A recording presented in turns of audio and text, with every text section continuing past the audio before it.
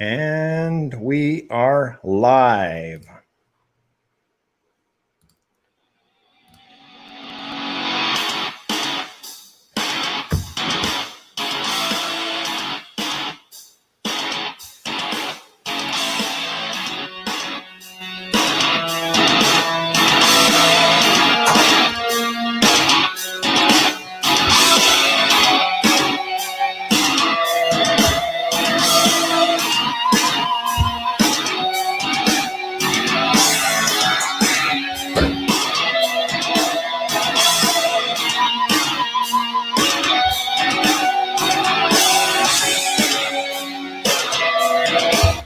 All right, we are live.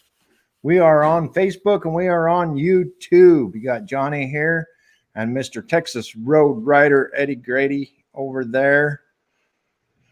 Tonight we're going to bring you a little bit of a motorcyclism show.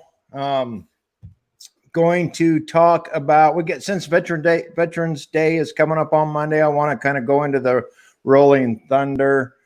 Eddie's been there a few times. I've been there once. I want to talk about that a little bit. The importance of that. This was the last year. We'll get into that. First of all, I want to start off with a little update. I've got a friend that's close to the family on this motorcycle crash that I posted a week ago. Today's day number 7. And a 17-year-old kid hit by a car making a left-hand turn. How many times do we hear of this same type of incident taking place, the same type of crash? So many times it's a car making a left-hand turn. Well, I wanted to give you a little bit of an update before we get started into our show. So let me pull this screen up here for you all.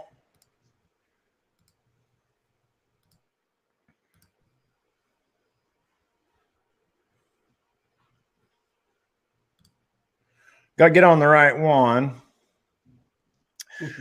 This was that kid's motorcycle. I'm not going to show the other pictures, but I just kind of wanted to bring an update and talk a little bit about it real quick. Again, it was a car turning left in front of him. I've posted, I don't know, probably a half dozen of those in the last year of the exact same type of a crash.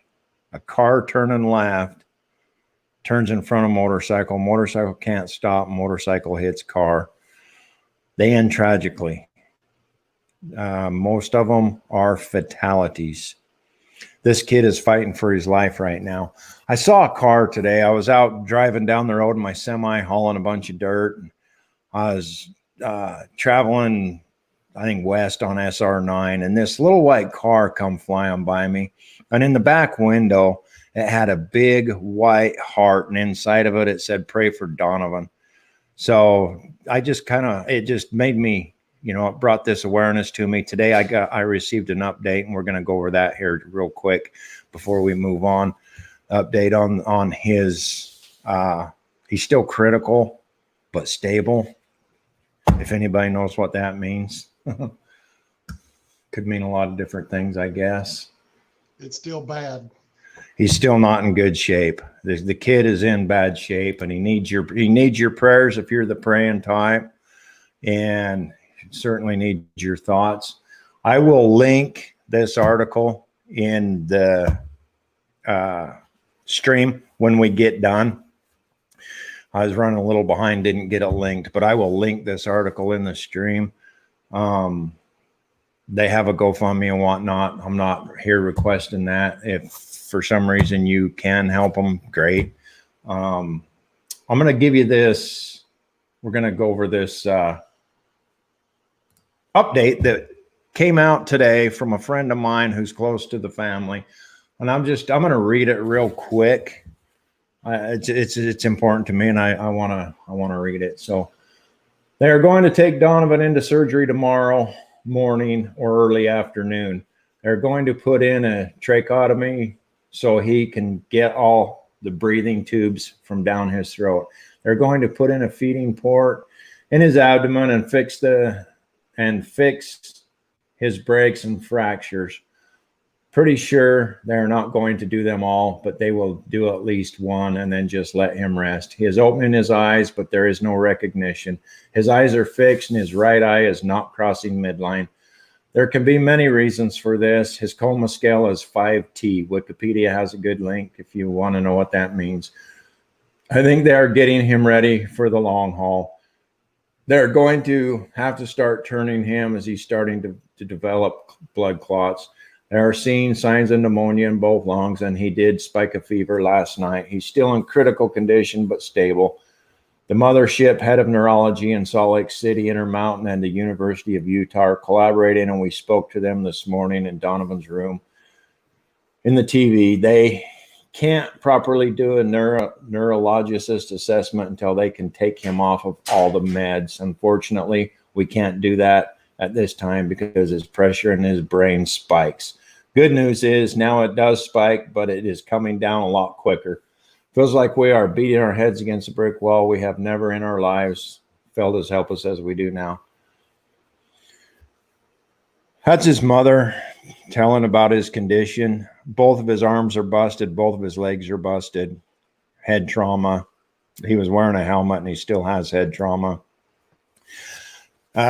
Just pray for Donovan if you're the praying type. Put him in your thoughts and prayers. 17-year-old boy with his whole life ahead of him and taken out by a car, making a left-hand turn. Somebody wasn't paying attention. What? Maybe preoccupied. That I'm not going to speculate, but anyway, yeah, maybe possibly preoccupied, not paying attention. So I just wanted to do a moment of silence in thought for Donovan.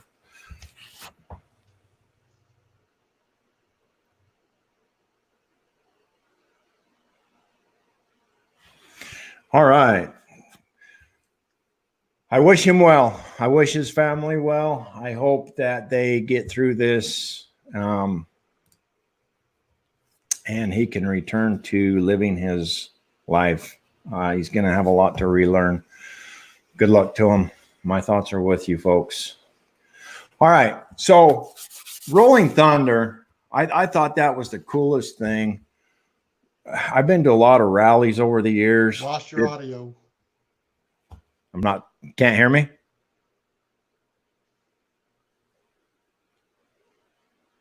Been to a lot of rallies over the years. Lost your audio. Hello, testing 1 2. Anyway, I've been to a lot of rallies.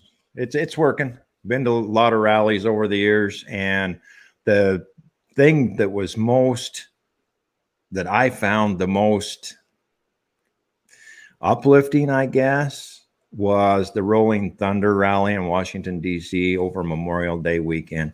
Used to happen every year over Memorial Day weekend. They've done away with it. This was the last year that they did it. But Eddie's been there, and so I wanted him to talk about it a little bit and tell his experience while he was there, and then I will tell you about mine. So go ahead. Can't hear you. Go ahead.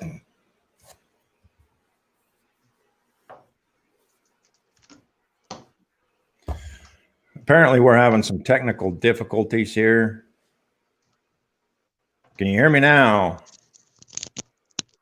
I know my audio's working. Can you hear me?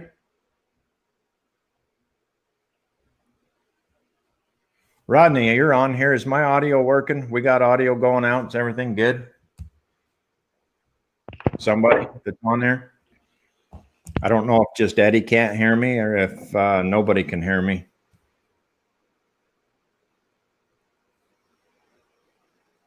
Yeah, they can hear me, Eddie.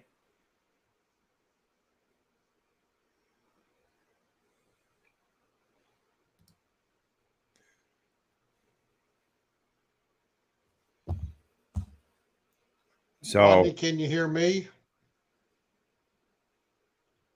John, you can hear me? I cannot hear you. Okay, they can. So let's carry on.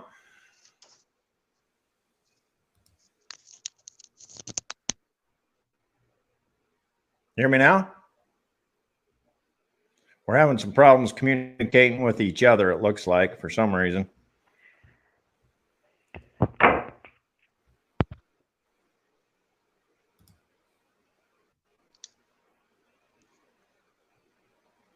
Anyway, in 2013, I went to Rolling Thunder. I was living in Pittsburgh, and I went to Rolling Thunder with a bunch of guys over there. Well, a few guys. There was 2 guys and their women and me, and we rode down to Washington, D.C. to go to Rolling Thunder.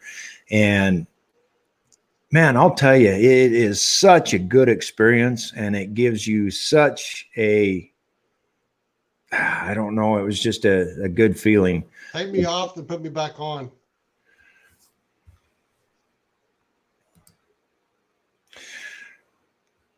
It was time well spent.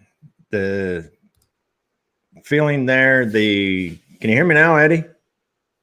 No, I can't hear you at all. It was working before. Yeah, it's kind of frustrating.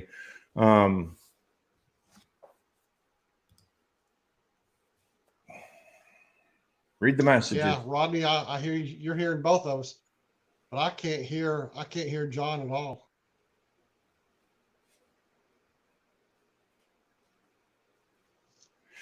Yeah, you know, back on that, I agree with you, Rodney. But at any rate, so hey Rodney, if you would just type in the comments and tell Eddie to tell us about his trip to Rolling Thunder.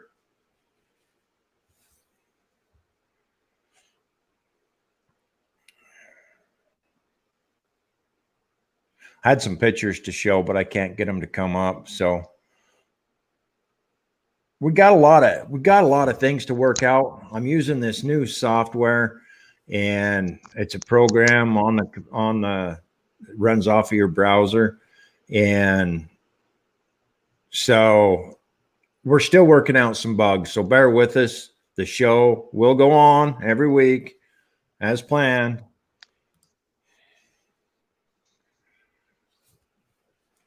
Okay, And so we'll y'all get it can hear me. figured out. We'll do the best we can here. So I want to correct. I went once, not this summer, but the previous year. Was invited by a local friend of mine here. Gold Star family lost his son now 11 years ago over in Afghanistan, killed by an IED. And so he'd went now three summers ago, and I told him, I was like, well, I'd love to do that. I'd love to go with you. If you're going to go next year, let me know. So several months before, he said, you know, I'm going. Would you like to join me? Absolutely. So we planned out our trip, and he had met up with some guys and gals down from Houston with the Rolling Thunder Texas Chapter 2 out of Houston. They took him under their wing and helped him and guided him up there, and just made him part of the family. We left here on a Sunday morning and started headed up, and we met the guys and gals from, again, Texas Chapter 2 out of Houston, Rolling Thunder Texas Chapter 2, in right outside of Shreveport. Met them, and wonderful people. We probably had 20 bikes at that point, 20, 25 bikes at that point. And we started rolling up, and they'd made this trip many times, had it down to rest stops, fuel stops, you know, places to stop to sleep, you know, just stop. We rode from like 8 o'clock in the morning till usually 3 or 4 in the afternoon. I said, plenty of stops to rest. I said, just gorgeous, lots of camaraderie. Sit around, probably 90% of them were veterans, Vietnam, Afghanistan, Iraq. Just loved the ride. Just really wholeheartedly believed in the purpose of Rolling Thunder and riding up to DC for the uh, POW at MIA. So it was an honor for me to join them. I did it as a patriot. I'm not military. Um, my service was with the city and law enforcement, but you felt a camaraderie with these guys. Not to the extent of them because they were military, but I understood. I understood. Lot of sitting around motel talking stories and just having a good time. Uh, Beautiful ride. Along the way, we picked up several other members. We ended up getting into Alexandria with about 35 bikes, I think, about 35 bikes. We did have one that went down. We were probably 3 hours from DC, and we had one go down. Uh, Luckily, didn't get hurt bad. Didn't get his bike torn up too bad. They did put it in the back of a pickup, and he went home. But luckily, he was he was in good shape. Um, John wanted me to talk about my trip, So on the trip up,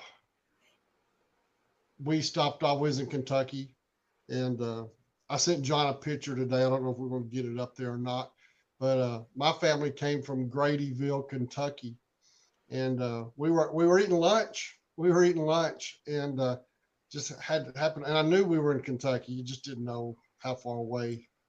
And boy, I jumped on my phone, just kind of got on the maps and looked up where Gradyville, Kentucky was, and we're 30 miles from this old home place. So me and my buddy, we took a little detour, went over there and snapped a picture of the city limit sign and met the guys at the next stop and continued on. So it was a big, huge bucket list item for me to stop and at least get a quick picture. Pulled into DC area Friday afternoon. It was a 6.5 day or 5.5 day trip up there. Like I said, gorgeous riding. If you've never ridden up in West Virginia, it is absolutely gorgeous. I highly recommend that you do that. I can't tell you some of the highway numbers because I was in the middle of the pack, but just great.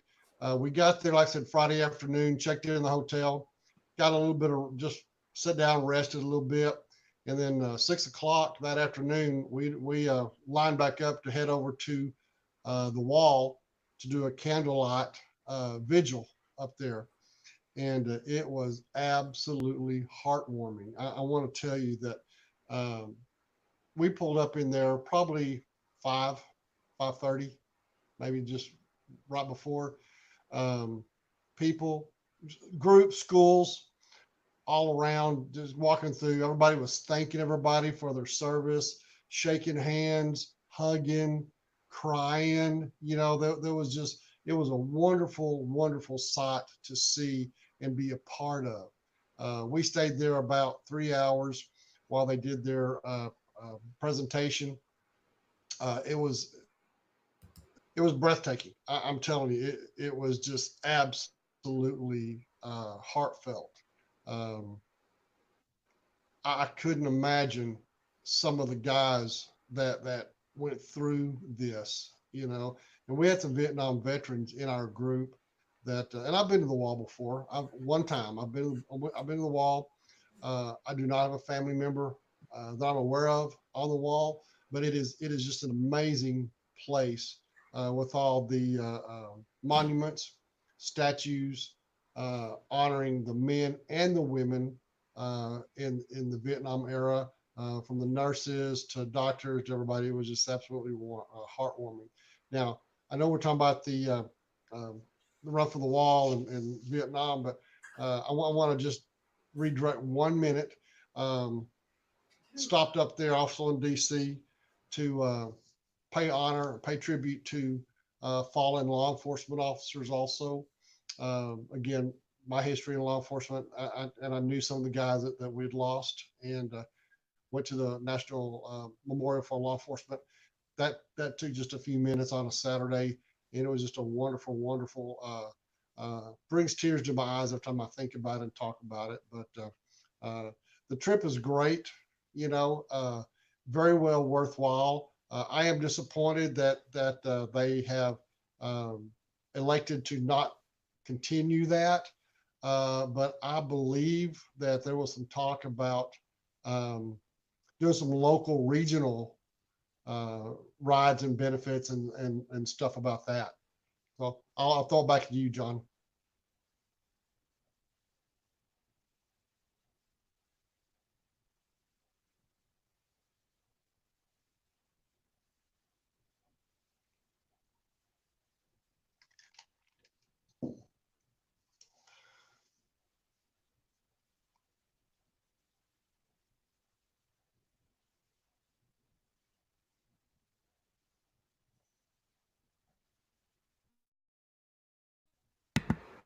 Now you can hear me. How about now?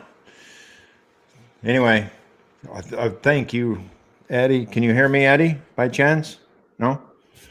I don't know why Eddie can't hear me. I don't know what's going on with that, but um, it was just awesome to hear his rendition of the trip to Rolling Thunder, to the Wall, to the Pentagon, to Washington, D.C. It is, I echo everything he said. It was very heartfelt, very heartwarming. It was just it was an experience that you got to experience. And I didn't serve in the military either. I'm a patriot, and I support those men and women 100%. I'm going to show this video real quick while I mess with this audio for just a second. So let's take a look at this video. It is from this year's Rolling Thunder. Here we go.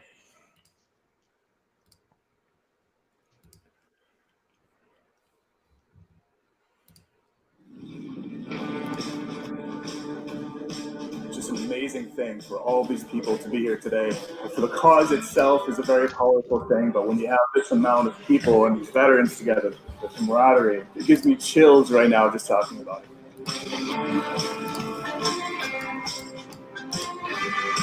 So Rolling Thunder. Well, this is giving me fits. Army, Special Forces, you've got to treat these people like the heroes they are.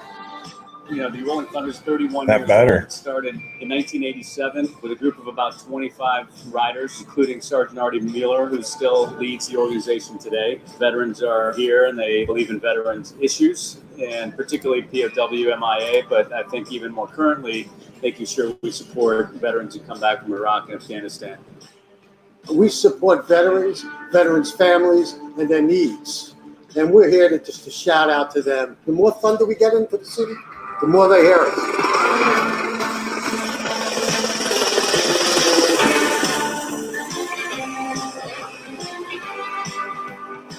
For over 100 years, Harley-Davidson's been involved with the military.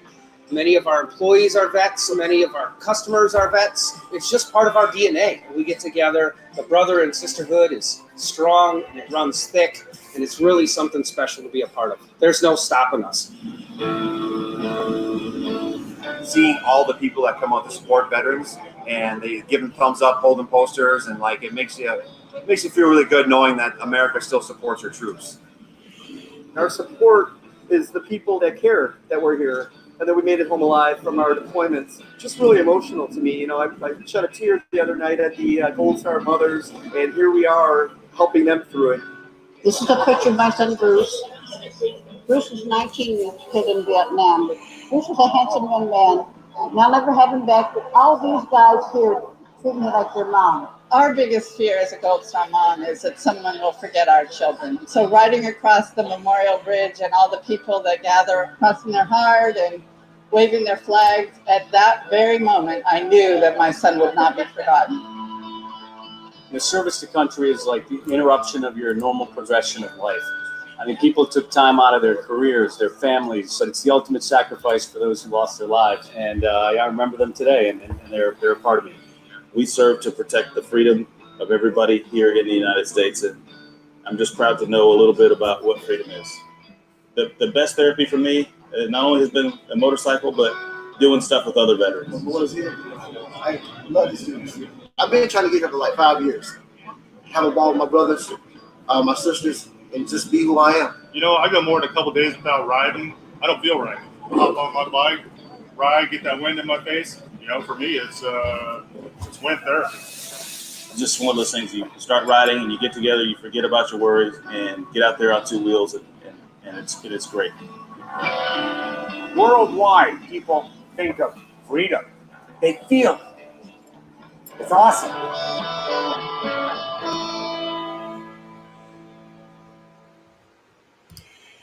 All right. So I just wanted to show that with, like I said, with Veterans Day. Oh, there went Eddie. Where'd he go?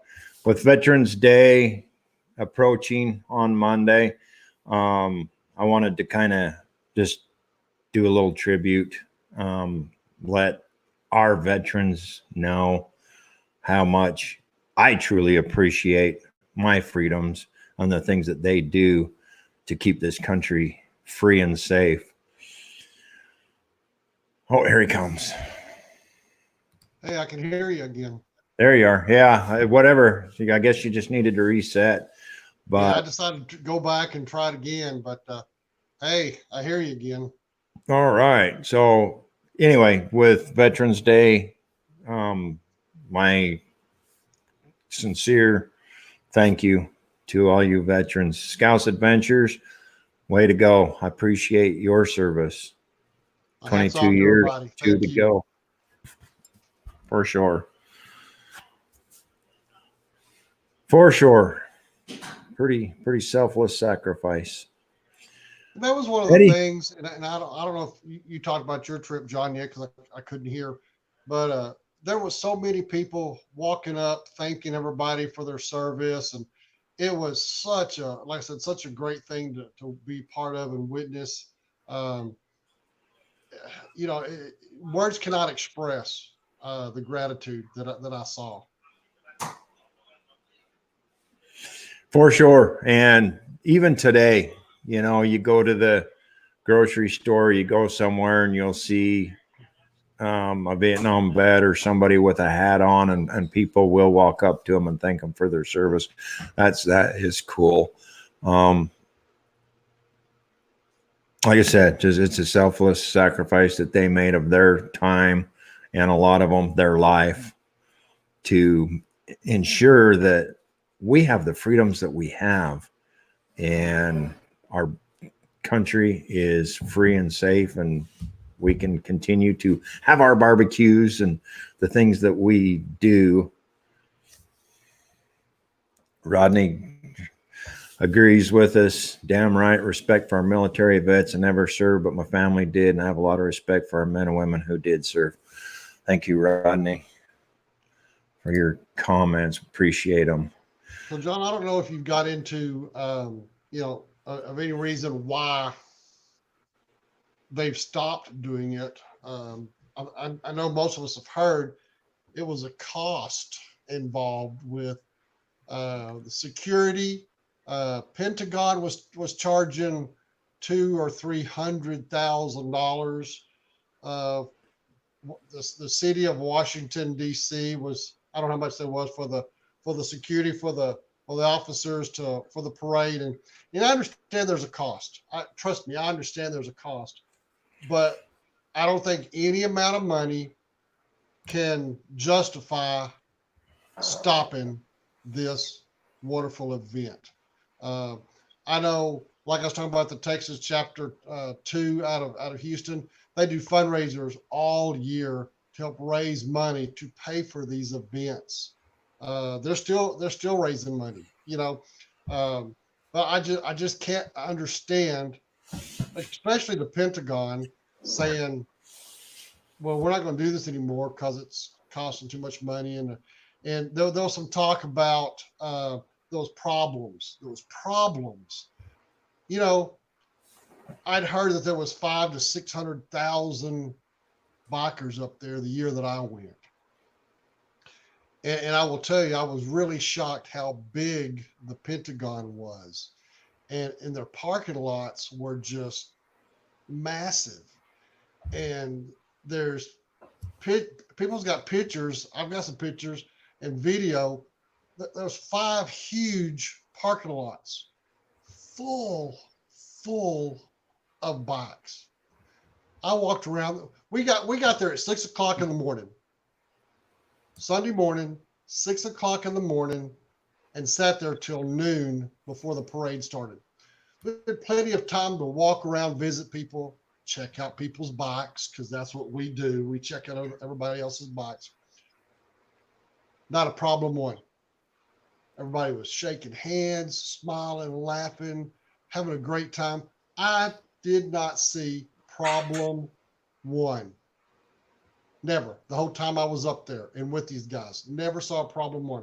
So I don't understand how there's some word getting out that, oh, there's too many problems, it costs too much, you know, we just can't do it.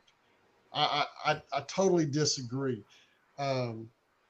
President Trump says, hey, he'll work on the money part. Awesome. You know, awesome. They might end up having to skip it 1 year. I don't know. You know, I don't know. But I can't see how they're going to put a number on this to prevent us and these veterans from going up there. I can't understand it. You know, there should not be any amount of money that prevents the diehard patriots, the veterans, the supporters to get up there and show this kind of effort and support for the POWs, for the MIAs. And I will tell you, there's several videos. You go to YouTube and you just type in a search, Veterans Day Parade in Washington, D.C. any year, and you'll see 3 hours of nothing but motorcycles passing in front of you. And you got people lined up on the side of the street from the moment we left the parking lot till the time that we ended the parade route. There was thousands upon thousands of people sitting on the side of the road, waving their American flag, saluting, you know, the saluting Marine. Oh my God, how many years has he been there? You know, and I got the privilege of actually seeing him. Caught him on video on my GoPro, so I've got video of him. You know, much respect, much respect, and shame on them for saying, hey, it costs too much. Give us a number, we'll meet it. Well, that's kind of what happened. That's the way I understood it and the way I heard it. And, you know, I didn't, you shared a whole bunch of information just now that I was unaware of. So I appreciate that. Thank you. I did not know that President Trump had got involved in it and stuff like that. That's kind of what I know from talking to people. That's kind of what happened was the costs. And so if they can defer some of that cost to the cause and keep it going, like you said, that would be awesome. That would be great. I know a lot of it was the police department, the cost to them and stuff, because it took a lot of their resources. But why couldn't the city pick up some of that cost? I don't know. Just a thought. Just my thought. You know, when we did events and we went out and did foot patrols or whatever for hours and hours upon end, they didn't bill the citizens for that. The city paid the tab, you know? So anyway, yeah, that's my thoughts on it. Got anything else you want to add, Eddie? No, I just, again, thank everybody for their service. Support whatever you can support on the Rolling Thunder. Ride for the Wall, Run for the Wall, another organization that does the same thing. They go up there, 2 separate groups that have the same cause. Just follow, make some phone calls. We want to continue this. And like I said, President Trump said he was going to see what he could do to make that a little bit more easier on everybody. But thank everybody for their service, and that's all I got for right now. It doesn't hurt to get involved. That's one thing I've learned over my lifetime is no matter what the event is, you have a handful of people that does all the work all the time. It doesn't hurt to dust off your boots, dust off your gloves, whatever, and jump in and lend a hand ever. So just, I don't know, just my 2 cents on things. I belong to organizations, and we did some big events and stuff. Like I say, you had the same handful of people every time helping out. But this is a really big event and very worthy cause. And again, you know, you and I wouldn't be here having this conversation if it wasn't for our veterans. So we're living free and in a free world or in a free country and living a free life for a reason. And it come at a cost to a lot of people. Again, I thank the veterans for all that they do and for the freedom that I enjoy every day. Yes, sir. I think we'll wrap her up. If you don't have any more comments, we'll call this a day, and thank everybody for joining us. Appreciate y'all. And if this is a cause that you would like to see or like to support, I'm sure there's ways that it can be done. So get involved, people. Thanks for joining us. Say a prayer for Donovan. Have a good night. Peace.